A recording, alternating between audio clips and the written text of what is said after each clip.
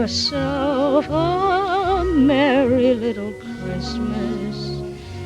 Let your heart be light. Next year all our troubles will be out of sight. That is one of the best Christmas songs ever, right? Anybody agree with me on this? Judy Garland, 1944, from the movie Meet Me in St. Louis. Such a beautiful, soulful, mournful, happy song, all that together. Probably just the way it was, 1940s, the world at war, having come out of a Great Depression, two big knocks to the human race in the 1930s and 40s. Wow. This is Michael Moore, of course. You're listening to my podcast, Rumble with Michael Moore. I always say my name twice. I don't know how to get around that. I introduce myself and then I say the title of the podcast, Michael Moore. Michael Moore. The name's so nice, he says it twice.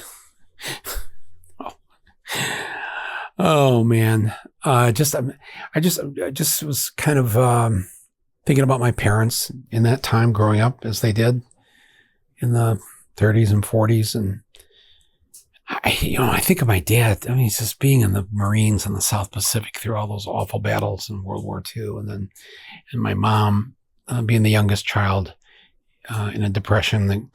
My parents had, they were so good natured, considering when you think about what was that like to live through that depression and then through that war. And my dad, having actually literally gotten to get out of it alive. And then in the next decade, they're having us kids, and you'd never know they'd gone through anything. And it's not that they didn't talk about it. Actually, they did talk about it, and they talked a lot about it. Frankly, I think as kids, we were very well schooled in the what of how the world works and how it runs, and the difficult times that a lot of people have to go through. But thinking about, this last week leading up here till Christmas Day, and, my dad, the days leading up to Christmas, we'd be sitting, in the living room after dinner, and, I don't know, we were watching Looney Tunes. Looney Tunes had a primetime show on ABC, watching Bugs Bunny. And all of a sudden, we'd hear, ho, ho, ho, ho, ho, ho, and some jingling of bells and banging on the back porch screen door, and which was on, like, you had to go through the kitchen to go out the back door. And we would know who that was. It was Santa. See, we were told by our parents that Santa would come in the week before Christmas on one of those nights to get our list of what we wanted for Christmas. So when we'd hear this, the three of us, I have two younger sisters, we would get up off the living room floor, wherever we were, and run to the kitchen because we wanted to see Santa. But my mom would block the door that would go through the kitchen so that we couldn't see to the back door. We're not allowed to see Santa. If we saw him, we'd be crossed off the list or something. So we'd stand there at the kitchen door from where the living room was. And Santa would go, "Merry Christmas, more children. What would you like me to bring you for Christmas?" I'm not doing a very good Santa, I think.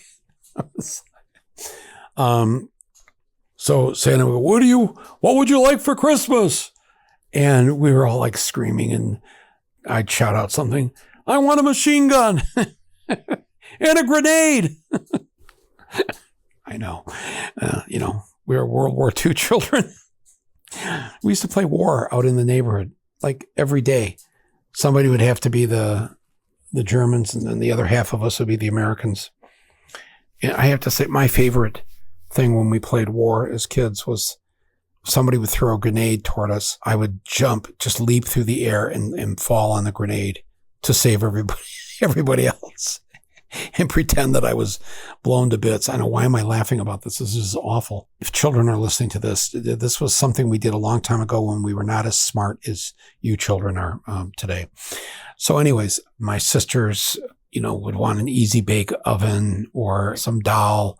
they liked art stuff, they would love that, or things that they would play with the other girls. I when I think about this, the other little girls in the neighborhood, I literally paid no attention to the little, whoever my sisters were playing with. I never actually saw them, what they did when they went to each other's house to play. Cause I was always out.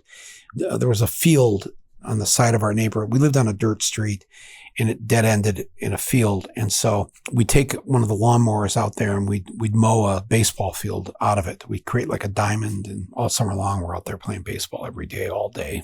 But I digress. Anyway, so Santa is out there getting our list. We're excited. We're trying to break through my mom so we could get out there to see Santa, but then realizing if we got too far in through the kitchen, if we saw him, then we might not get our presents. So Santa then said a few more words. Be good to your parents. Always obey. And then we'd hear the last ho, ho, ho. And we'd hear the jingle go away from the house. And we just assumed that he was going next door to the Thomases. I can still see the looks on my sister's faces and me just beaming with, I just knew whatever I asked for, I had a good chance of getting.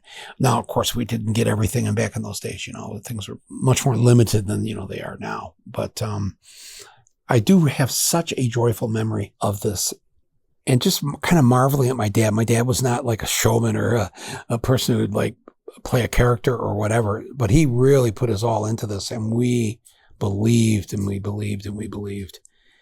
And then, of course, I grew up. I became an adult. And as an adult, when I had a daughter, a little girl, we would often do Christmas over at the in-laws. They had a basement, and so we'd all be down in the basement. I suggested on one of those Christmases, because we had a lot of cousins, a lot of little kids, my dad used to do this, and I could be like up in the garage just outside the door that goes down to the basement. And I could play Santa and do what my dad does and did. And so everybody loved this idea. And then so I got some Jingle Bell concoction or whatever. And so I'd sneak upstairs and go out in the garage where we'd hidden a whole bunch of presents in a big like Santa sack. So I wasn't there like to take their Christmas list, because I was there to deliver the presents. So I had to have the big sack out in the garage. I'd go up there. All of a sudden, I'd be banging on the door from the garage and to the stairs that go down the bed. Ho, ho, ho!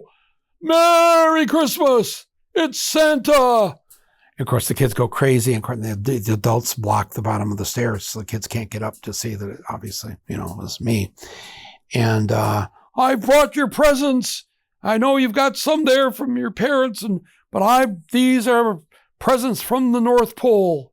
And so the kids were going crazy. Now, when I was a kid, it was just myself and my two sisters. But when you have all the combined families together, there were at least 24 of these little tykes running around, it seemed, at least. And so anyway, all of a sudden, the 5, 6, 7-year-old boys charged the adults that were at the bottom of the stairs to prevent them from going up the stairs, and they got through. And they are climbing the stairs. And I can hear this. I don't need to see it. These things are coming at me, and I'm like, oh shit, they're gonna see that it's me. And I don't have a Santa costume on. I just have the bag and so I just dropped the bag right there. Here's your presents, Merry Christmas. And I tore out of the garage. Okay, in your head, you're thinking, I'm an adult. Even though I'm not a track star, I can outrun a 5-year-old. Think again. All right. These kids, by the time they got up to the top of the stairs, I was out of the garage, but I turned around and I could see that they were making their way through the garage. They are going to chase me down. Now it's very dark out. It's winter. There's snow. I always had a winter coat on. Maybe they couldn't tell that I didn't have a red suit or a white beard. But they were convinced I was Santa, and man, did I ran probably the fastest I'd ever run in my life. And I got to one of the neighbors, and I ducked behind some big evergreens, and the kids lost me. They never caught up to me. But I'm telling you, it's not a good feeling when you are actually Santa carrying gifts, and now you're shivering in fear with a bunch of 5 and 6-year-olds on your tail to be scared like this.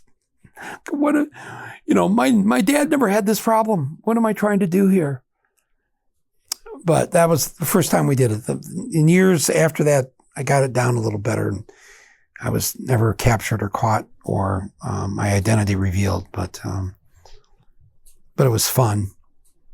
And it was a nice kind of homage, I guess, to my own dad when we were little tykes.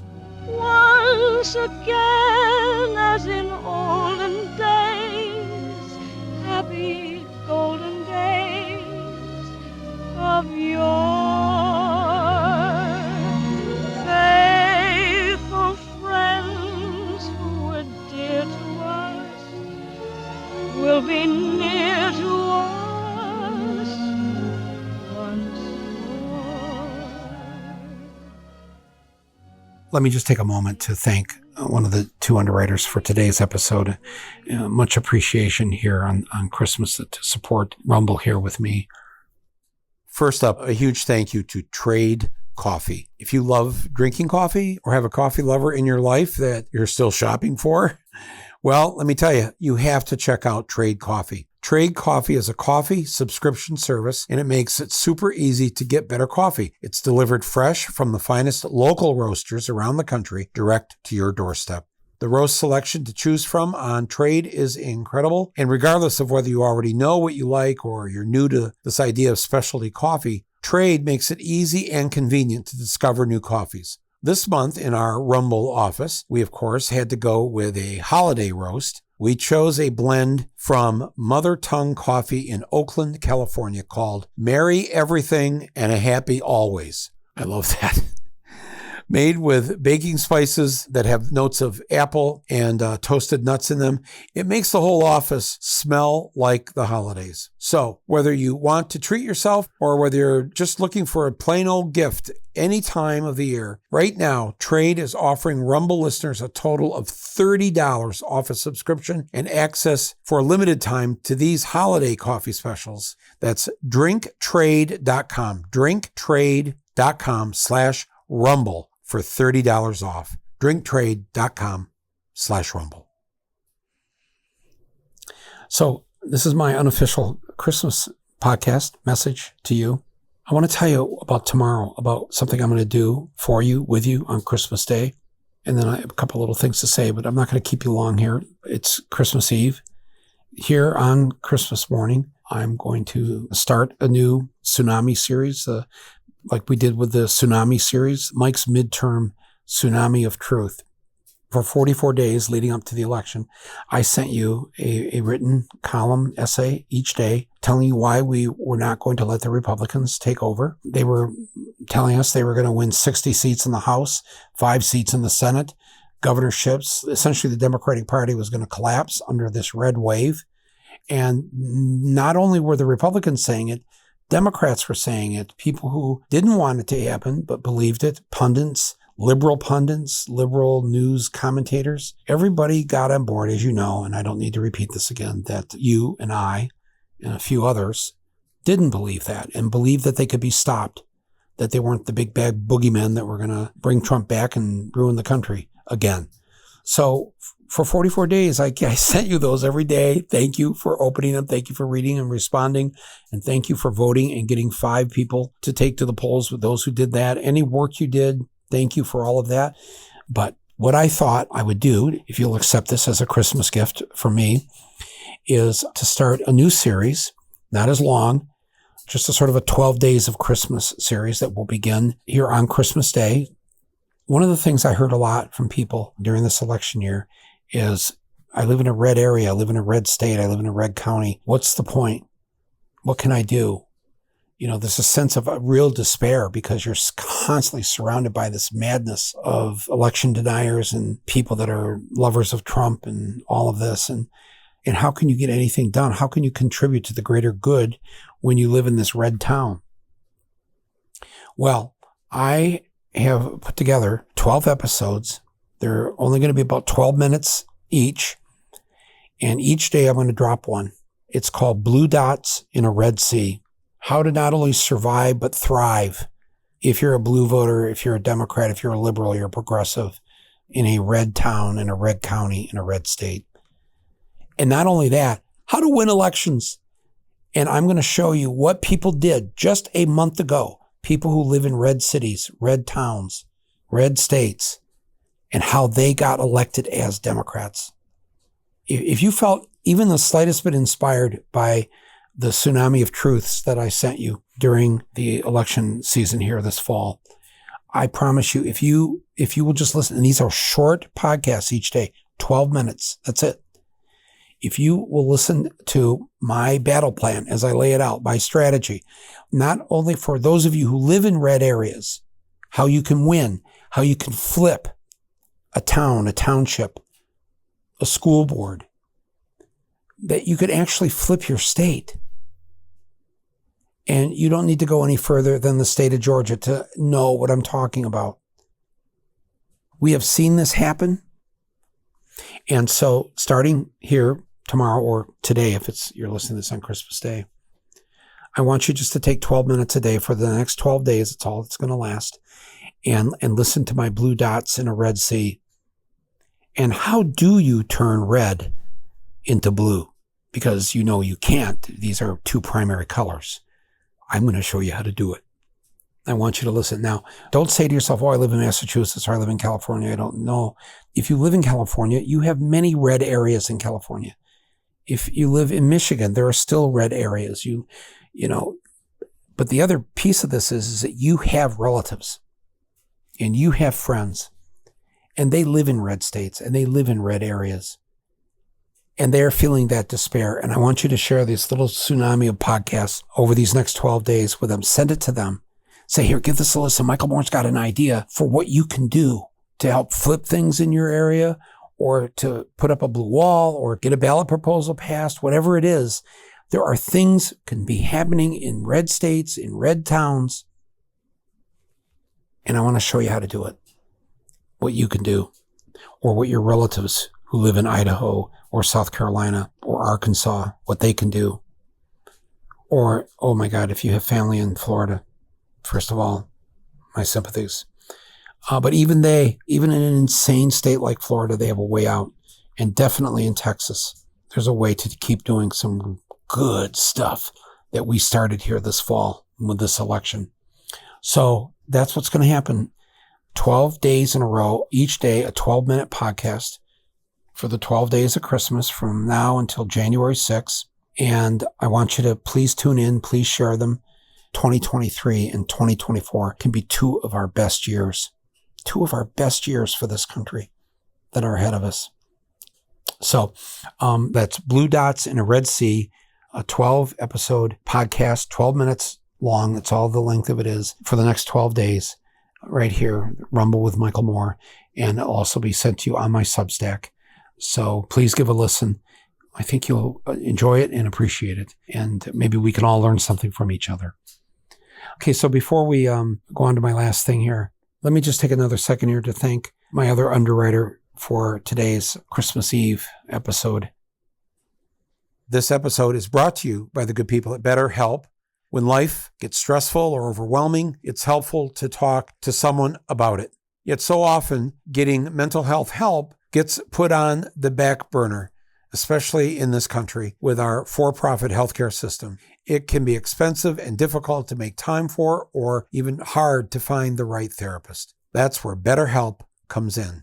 As the world's largest therapy service, BetterHelp has matched 3 million people with professionally licensed and vetted therapists available 100% online. Plus, it's affordable.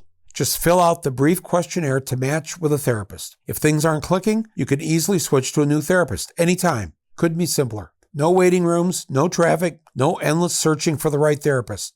Learn more and save 10% off your first month at BetterHelp.com/rumble. That's BetterHelp, HELP.com/rumble. Thank you, BetterHelp, for supporting this podcast and supporting my voice. So just two last things here before we go and get back to enjoying Christmas with the family. The first thing is there's someone sitting in prison who's been in prison now for nearly 50 years, a Native American. I've talked to you about him before. I've had people on the podcast here to talk about it. He's still in prison after all these years for a crime that was never proven on the Pine Ridge Indian Reservation near the site of the Wounded Knee massacre from back in the late 1800s. His name is Leonard Peltier, and he's now not well. He's in prison still. They say that he participated in a shootout where the FBI had come onto the reservation to try and put down whatever liberation activities the Native peoples were participating in there. He has proclaimed his innocence since that day, but he was arrested, tried, convicted, and there's no real evidence. I mean, this case is so bad. Listen to this. Back at the beginning of 2017, at the end of President Obama's term, one of the lead prosecutors who prosecuted Peltier and put him away just couldn't remain silent anymore and wrote a letter to President Obama asking that Peltier be released from prison. And I'm just going to quote from the letter. He wrote, this is the prosecutor now. The final theory on which Mr. Peltier's conviction now rests is that he was guilty of murder simply because he was present on the reservation that day. However, Mr. Peltier has been labeled and, more importantly, was sentenced as a cold-blooded murderer based on a theory we were forced to drop on appeal. He has served almost 50 years on the basis of minimal evidence, a result I strongly doubt would be upheld in any court today. I urge you to chart a different path in the history of the government's relationship with its Native people through a show of mercy rather than continued indifference. I urge you to take a step towards healing a wound that I had a part in making.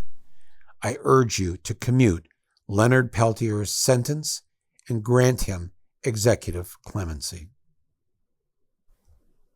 Wow. That never happens. And there are many other lawyers, prosecutors, judges, good people who have advocated for the release of this individual who I would say had to spend the last 50 years of his life behind bars for the crime of being a Native American. So here's what we can do. We don't have to get involved in the debate of this or whatever. 50 years is a very long prison sentence. So no matter what you believe about the case, it's time that he was released. And so I'm asking you to ask President Biden to hear during the end of the year, where the president often issues pardons, to pardon Leonard Peltier and release him from prison. There's any of a number of ways that Biden can do this. He can just end the prison sentence. If he doesn't want to pardon him, he can just end the prison sentence right now. But this man should be released. And it's a good thing to do. And it's a good thing to honor the people of this country who were here first and who were slaughtered in a genocide by our ancestors. Our, meaning I'm talking about white people and white Europeans. If you came from China, you did not participate in this. And if you were an enslaved human being, kidnapped and brought here in chains, you didn't do this. And your ancestors didn't do it. But the Europeans did do it.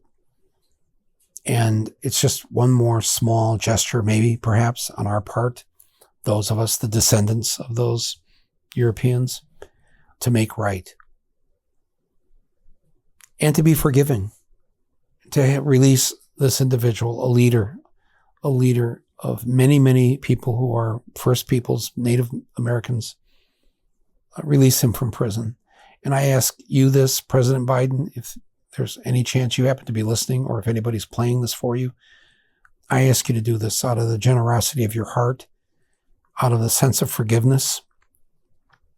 I would ask you, what would Jesus do? I think you know the answer to that.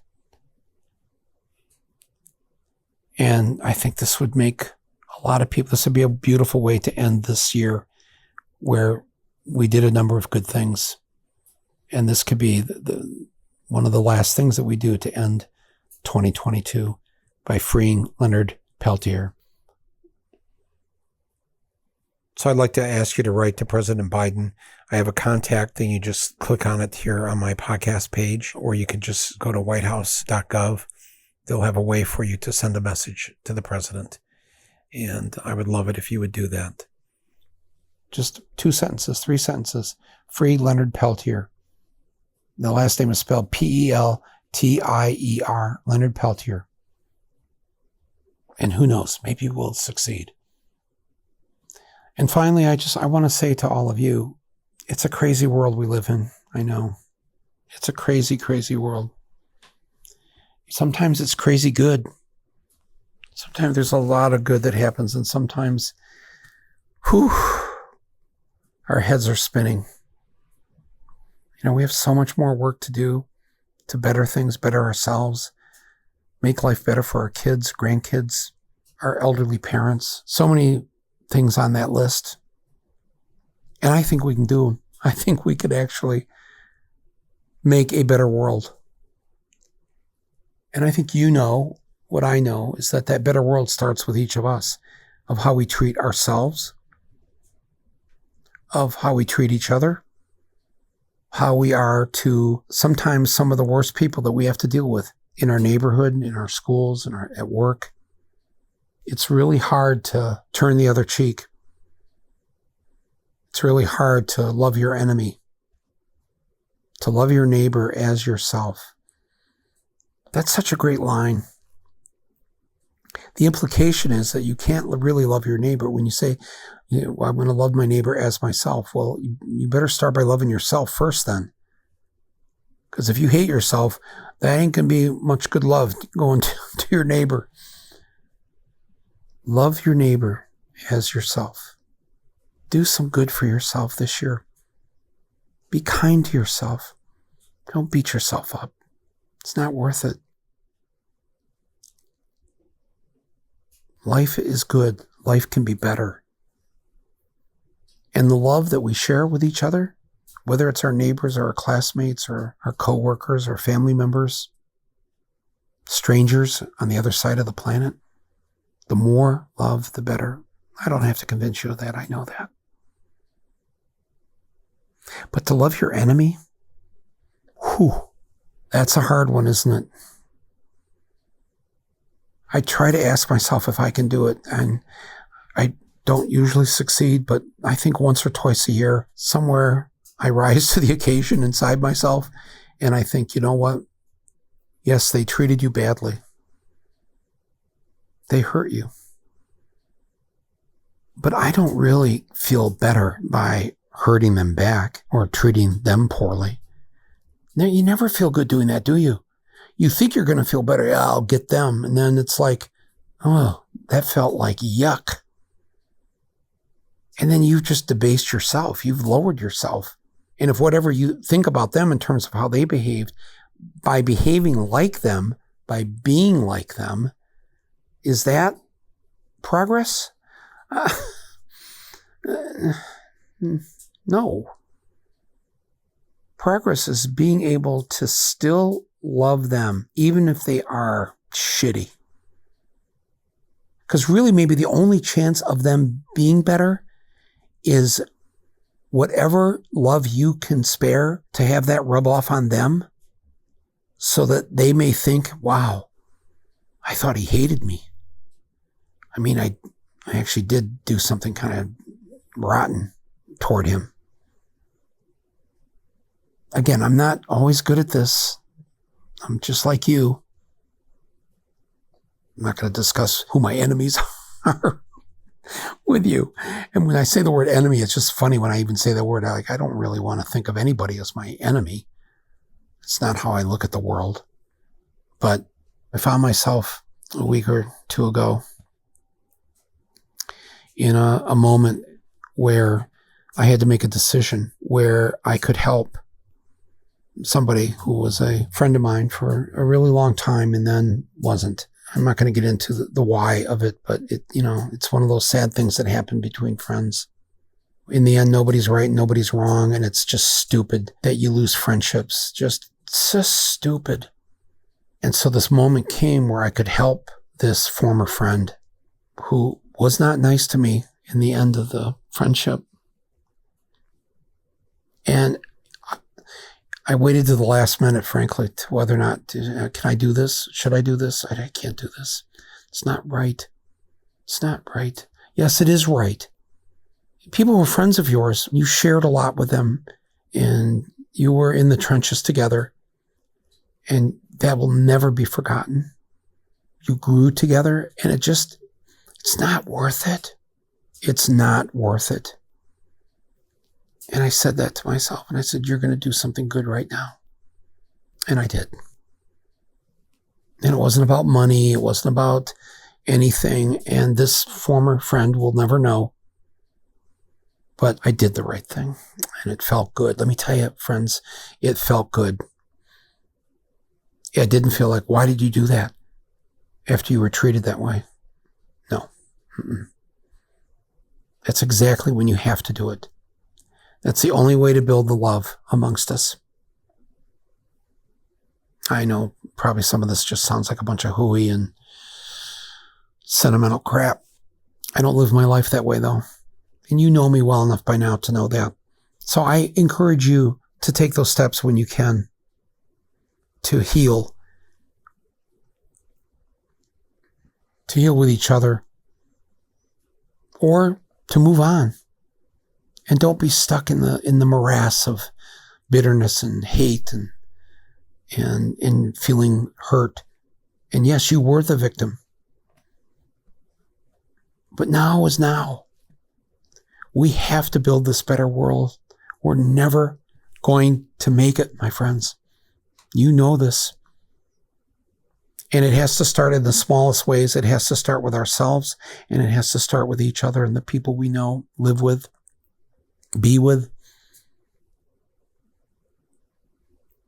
So that's my other ask here on Christmas. That we join together with and toward each other to build that world. And I know we can do it. I absolutely know we can do it. And I believe we can get Leonard Peltier out of prison. Please, President Biden, please. That's it, my friends. I hope you've had a good Christmas Eve, Christmas Day. And if you don't celebrate Christmas, it's now a secular holiday. I don't know if you know that or not. You don't have to believe in the baby Jesus or anything else. You don't even have to believe in Santa. You don't even have to believe in the Christmas tree. And all of us, we should be, when Ramadan comes around, think about fasting for a day. Just join in. Kwanzaa, there's a lot you can do with Kwanzaa coming up here this week. Our Jewish brothers and sisters, oh my God. Here's a year where we can do some good. This is who we are. Thanks to my producer and my editor, Angela Vargos. Incredible person to work with. Merry Christmas to you, Angela, and your family. I can't wait to hear tomorrow's first episode of my new tsunami series, Blue Dots in a Red Sea. Pass it around. Pass the ham, pass the turkey, pass the doobie, whatever you got in your hand, pass it. Enjoy this moment. And thanks for being on this planet with me. Be well. Merry Christmas. Much love. This is Michael Moore, and this is Rumble. In a life of hardship and of earthly toil, there's a need for anything that frees us. So I bid you pleasure and I bid you cheer, from a heathen and a pagan, on the side of the rebel Jesus.